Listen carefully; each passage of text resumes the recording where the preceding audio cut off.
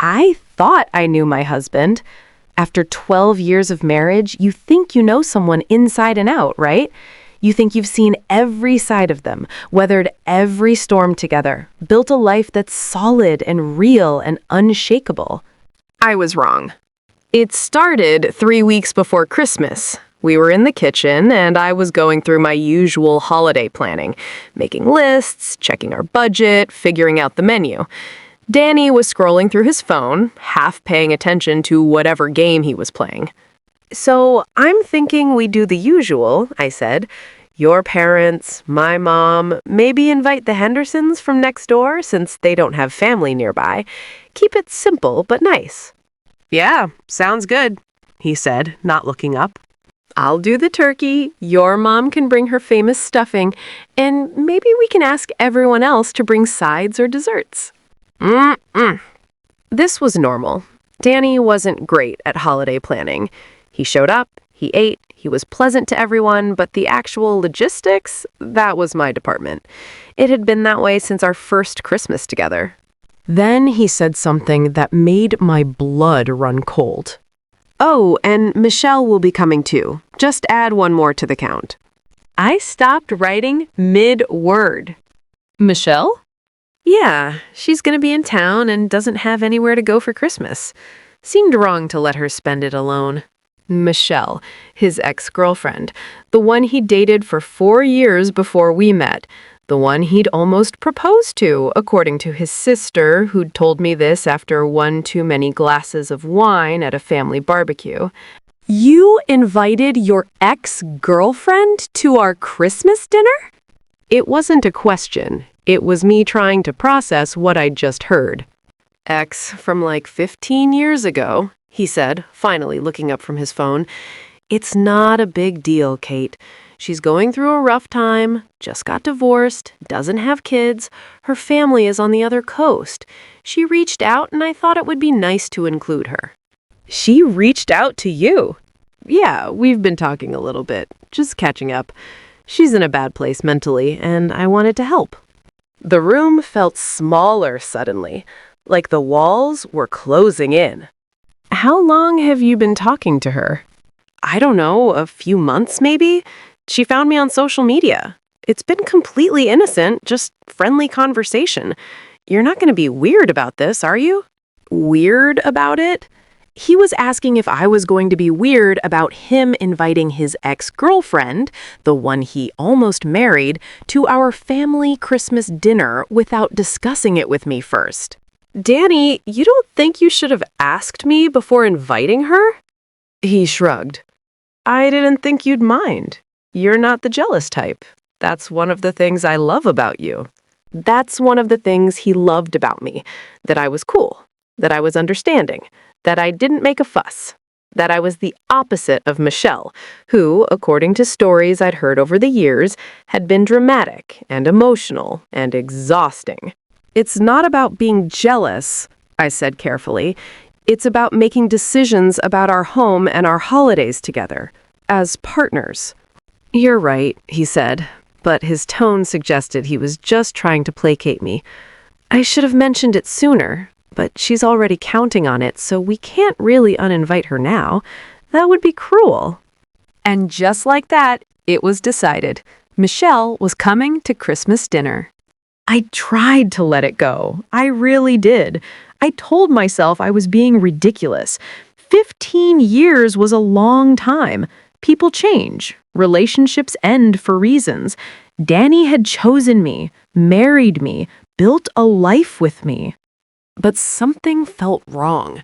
That nagging instinct that women are taught to ignore, to suppress, to rationalize away because we don't want to be that girl who's insecure and controlling. So I did what any modern woman would do. I looked her up online. Michelle Chen. She was beautiful. Objectively, stunningly beautiful. Long dark hair, perfect skin, one of those faces that photographs well from every angle. Her social media was full of artistic photos, inspirational quotes, pictures of her traveling to exotic locations. She was a freelance photographer, apparently quite successful based on the clients she tagged. Her divorce had been finalized 4 months ago. There were a few vague posts about healing and growth and finding yourself again. Lots of comments from friends saying she was amazing and strong and deserved better. And then I noticed something. She'd started following Danny 6 months ago, 2 months before her divorce was finalized. I scrolled back through Danny's posts. He didn't post often, maybe once every few weeks. Family photos, the occasional sports thing, pictures of the deck he'd built last summer. Michelle had liked every single one. Going back 6 months, every single post. And she'd commented on several of them. Nothing inappropriate, just friendly. Great work, and beautiful family, and you always were handy. I felt sick.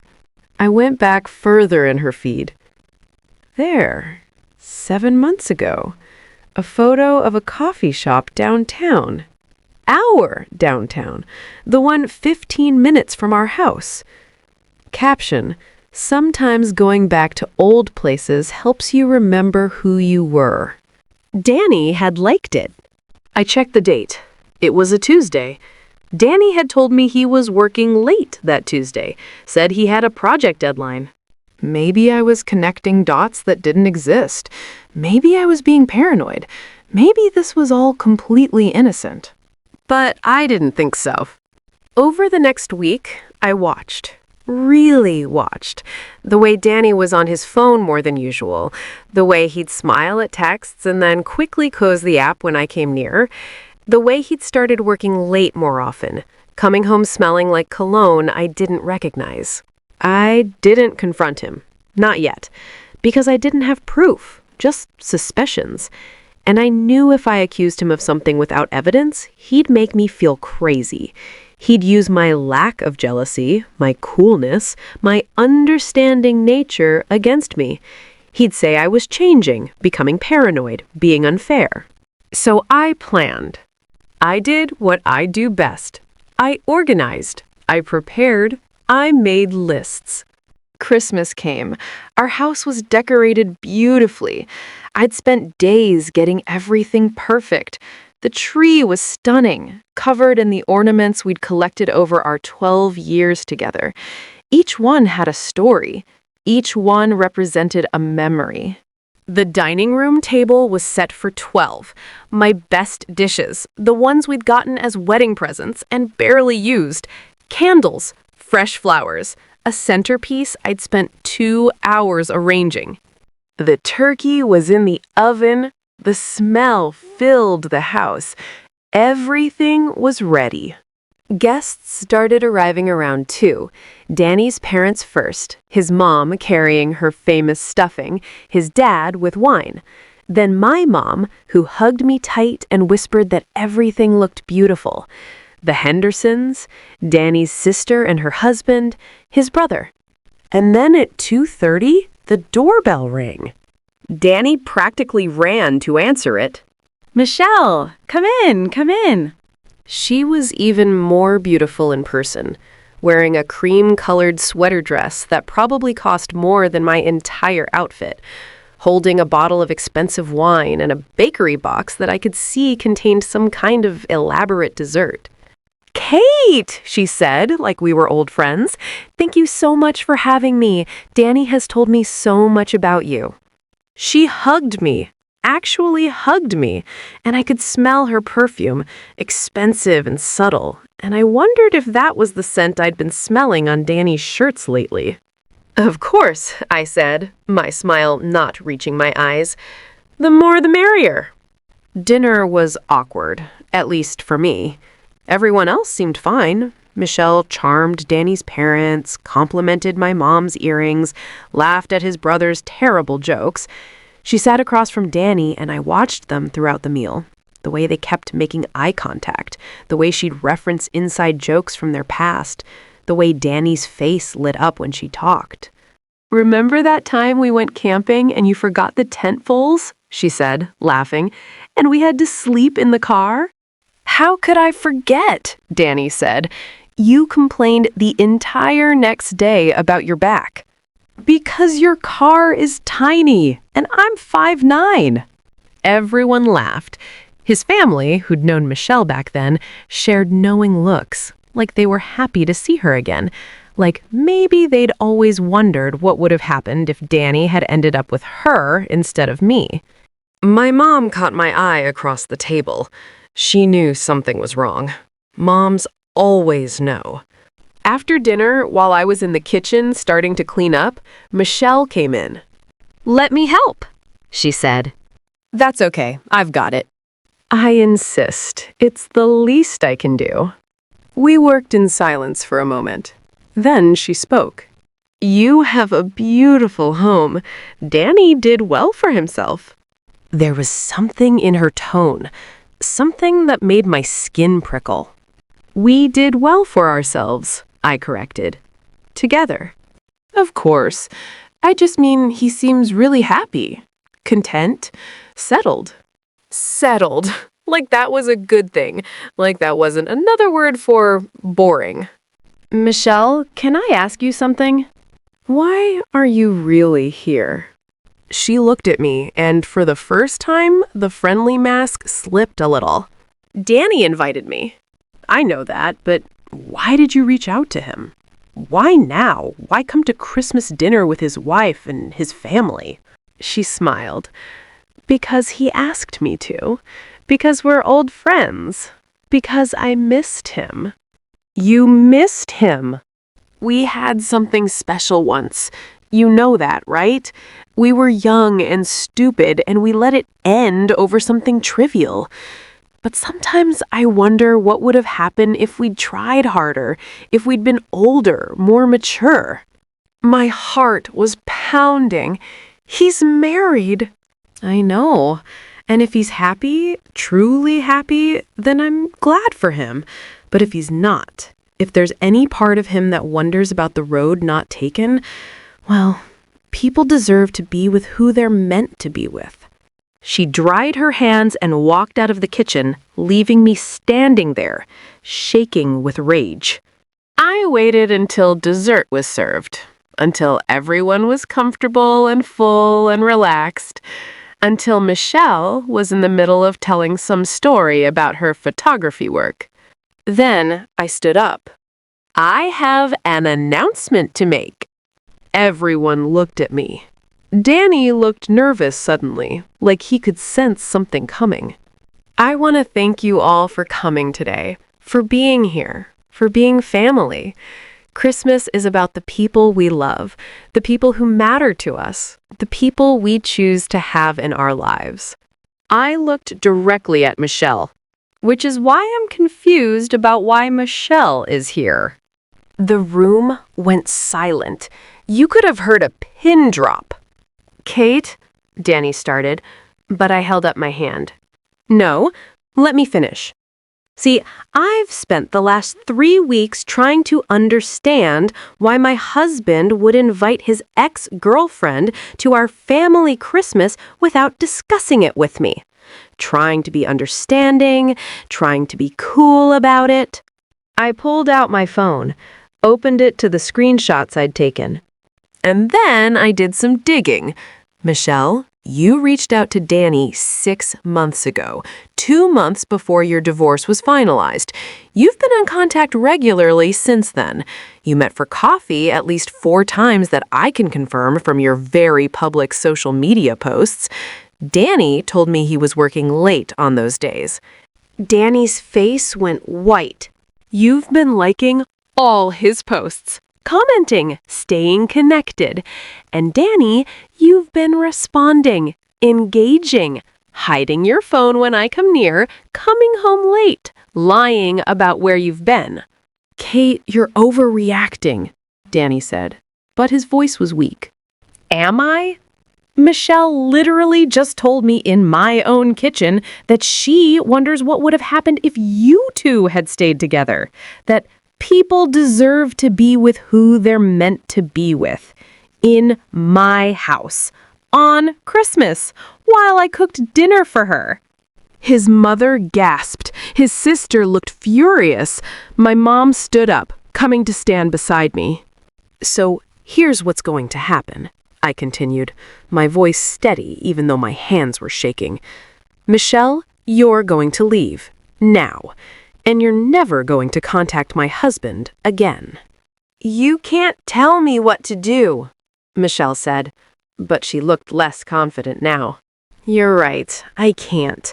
But I can tell you that if you don't leave right now, I'm going to share every screenshot I have with everyone in this room.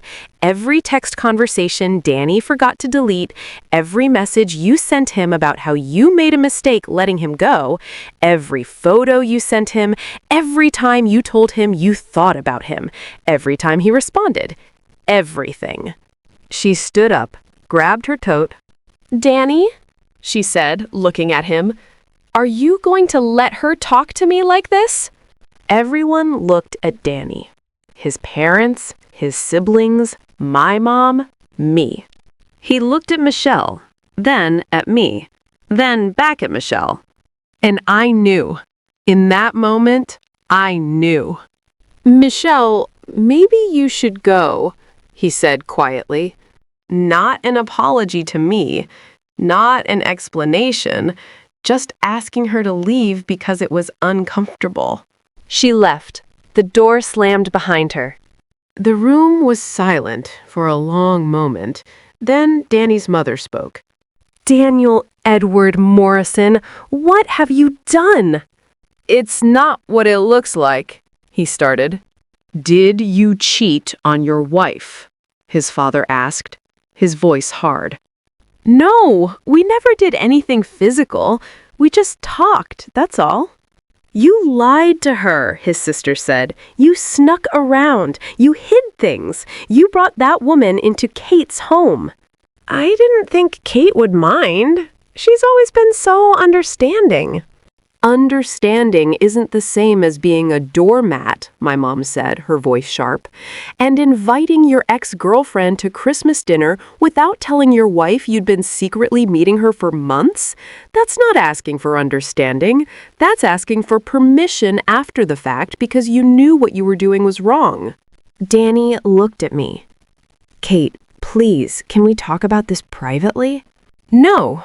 Because whatever you say to me, you'd say it in a way that makes me feel like I'm overreacting, like I'm being unreasonable, like I'm the problem. You'd use the fact that I've always been cool and understanding against me. You'd make me doubt myself."